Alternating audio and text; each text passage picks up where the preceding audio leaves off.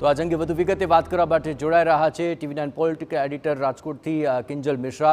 કિંજલ, આખરે આ અંતિમ યાત્રાનો અવસર છે. આમ તો રંગીલું રાજકોટ હંમેશા રંગીન રહેતું હોય છે, પણ આજે ચોક્કસપણે ગમગીની ત્યાં જોવા મળી રહી છે. ખાસ કરીને તેમના પાર્થિવ દેહના દર્શનાર્થે શું આયોજનો કરાયા છે, અંતિમ યાત્રાનો જે રૂટ છે ત્યાં પણ આખરે શું વ્યવસ્થાઓ આપ જોઈ રહ્યા છો અને કોણ કોણ તેમની અંતિમ યાત્રામાં ઉપસ્થિત રહેવાનું છે? કિંજલ.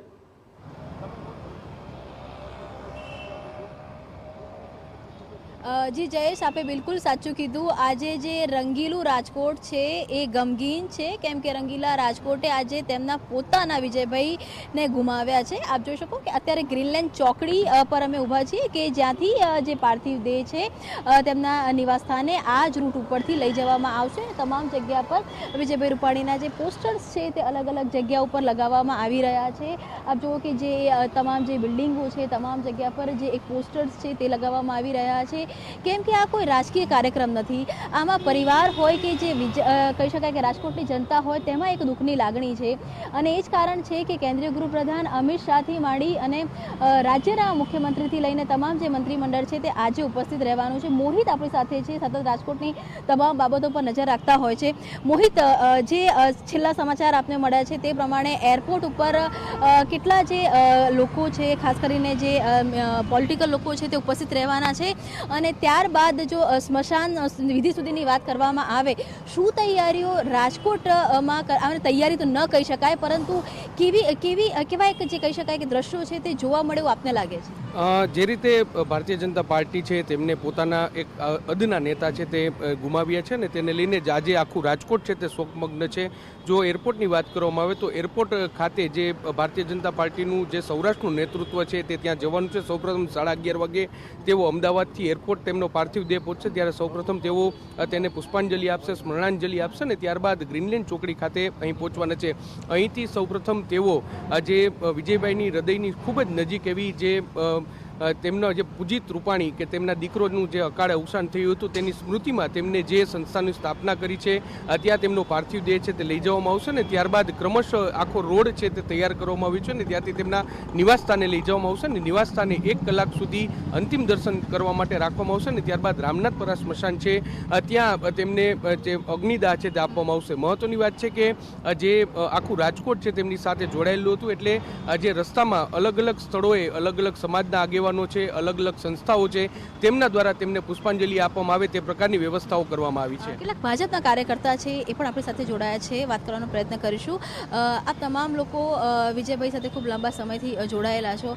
જો આપના કોઈ યાદગાર પ્રસંગની વાત કરવામાં આવે કે એવી કઈ વાત છે કે જે વિજયભાઈના જીવનમાંથી આપ શીખ્યા છો, અથવા તો એ જે વસ્તુ છે એ આપની માટે ખૂબ જ યાદગાર બની ગઈ છે? વિજયભાઈ, આજથી અમે એક પુરુષાર્થ યુવક મંડળ રાજકોટ રણછોડનગરમાં ચલાવીએ છીએ. તે આજ બ્લડ બેંક ચલાવી છીએ. એમાં ઘણા અમે કાર્ય કરી છીએ. એમાં વિજયભાઈ નાનામાં નાનું પણ અમે આમંત્રણ આપ્યું હોય તો અમને પ્રોત્સાહિત કરવા ગમે ત્યારે અડધી રાતે કહી તો અમારી સાથે ત્યાં આવી જતા. અને કોઈ પણ નાનું મોટું કામ અમે રાજકોટ માટેનું લઈને ગયા હોય તો એ પોઝિટિવ જ હોય કે ના લાવો, સાચું કામ છે, દિલનું કામ છે તો લઈ આવો. હજી પણ કંઈ પણ એવા કામ હોય તો અમારી સાથે દિવસ અને રાત વિજયભાઈ રાજકોટ और આખા ગુજરાત માટે તે સારો જ હતા. દેશ અને ગુજરાત માટે તો ખોટ છે જ વિજયભાઈનું ન હોવું એ, પરંતુ જો વાત કરવામાં આવે યુવાઓ માટે કે રાજકોટ માટે વિજયભાઈ જેવા નેતાની ખોટ એ કેટલી મોટી ખોટ છે આપને લાગી રહી છે? બહુ મોટી ખોટ છે. વિજયભાઈ જેવું કામ આપણું રાજકોટ આગળ લઈ આવવામાં એનો મોટો હાથ છે. ડેવલપમેન્ટ માટે અને બધી રીતે એને સારું આપણા રાજકોટ માટે કરી અને બહુ જોડે ખૂબ સારી રીતે વાત કરતા હતા. હા, બહુ સારી રીતે વાત કરતા હતા અને બહુ શાંતિથી ને પ્રેમથી ને બધી રિસ્પોન્સ ને બધું આપતા, સાંભળતા હતા. હા, સાંભળતા હતા. તો આપ જુઓ કે વિજયભાઈનો એક આખો જે ઓરા હતો કે એમની માટે વૃદ્ધો હોય કે પછી યુવા હોય કે મહિલાઓ હોય, રાજકોટ હોય, ગુજરાત હોય કે પછી ભારતનો કોઈ પણ ખૂણો હોય, એમના સ્વભાવની એક કોમન મેન તરીકેની એક જે છાપ હતી, એક જે સાલસતા હતી, એક જે કુણાશ હતી, એ લોકો અત્યારે ખૂબ જ કહી શકાય કે અહીં યાદ કરી રહ્યા છે. કેમ કે નાનાથી નાના વ્યક્તિને મળવું, વાત કરવી, મુખ્યપ્રધાન હોવા છતાં પણ જવાબ આપવા, એ ઘણી એવી બાબતો છે કે જે આજે લોકો યાદ કરી રહ્યા છે અને ગમગીન છે. બિલકુલ કિંજલ, આ તમામ યાદોના સંભાળા અત્યારે સૌ કોઈ વાગોળી રહ્યા છે, પરંતુ આજે તેમની અંતિમ યાત્રા જ્યારે જે નીકળશે અને જે રૂટ છે એ રૂટ ઉપર તેમના અંતિમ દર્શનાર્થે આખરે કેટલા લોકો ત્યાં ઉમટવાના છે અને તેને લઈને આખરે તંત્ર તરફથી અને આ આખી સ્મશાન યાત્રાને લઈને શું આયોજનો અત્યારે કરવામાં આવ્યા છે?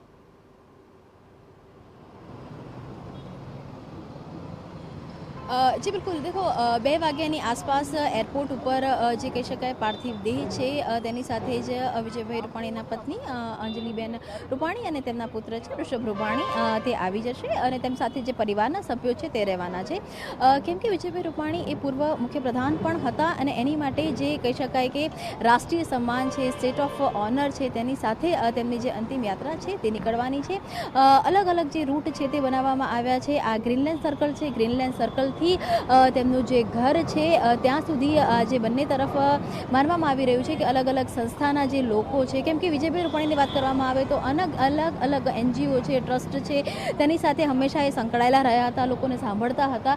તો આ તમામ આખો જે 2 કિલોમીટરનો રૂટ છે ત્યાંથી વિજયભાઈ રૂપાણીની જે અંતિમ યાત્રા છે, જે પ્રથમ જે ફેઝ છે તે શરૂ થશે. તે વખતે ભાજપના સ્વાભાવિક છે કે જે ભાજપના નેતાઓ છે, સૌરાષ્ટ્રના અને ખાસ કરીને રાજકોટના નેતાઓ છે તે પણ તેમની સાથે જવાના છે. તેમના જે નિવાસ સ્થાન છે, નિવાસ સ્થાને 1 કલાક માટે અંતિમ દર્શન માટે જે પાર્થિવ દેહ છે તેને મૂકવામાં આવશે. ત્યાં કેન્દ્રીય ગૃહપ્રધાન અમિત શાહથી માંડીને મુખ્યપ્રધાન ભૂપેન્દ્ર પટેલ સહિત તમામ જે રાજકીય આગેવાનો રહેવાના છે તે ઉપસ્થિત રહેશે અને ત્યાંથી જે સ્મશાન સુધીની અંતિમ યાત્રા જવાની છે તેની અંદર સમગ્ર જે મંત્રીમંડળ છે અને તેની સાથે જે ભાજપના સિનિયર આગેવાનો છે તે તમામ લોકો રહેવાના છે. તેની સાથે જ કેમ કે એક પોતે પણ જૈન સમાજમાંથી બિલોંગ કરતા હતા અને એક સ્પિરિચ્યુઅલ પણ તેમનો એક નાતો રહ્યો હતો, એટલે એ જે અંતિમ યાત્રા તેમના નિવાસ સ્થાનેથી ઘર સુધી જવાની છે તેની અંદર કેટલાય ધર્મગુરુઓ છે, સાધુ સંતો છે, એ તમામ લોકો એ અંતિમ યાત્રામાં આજે નજરે પડશે.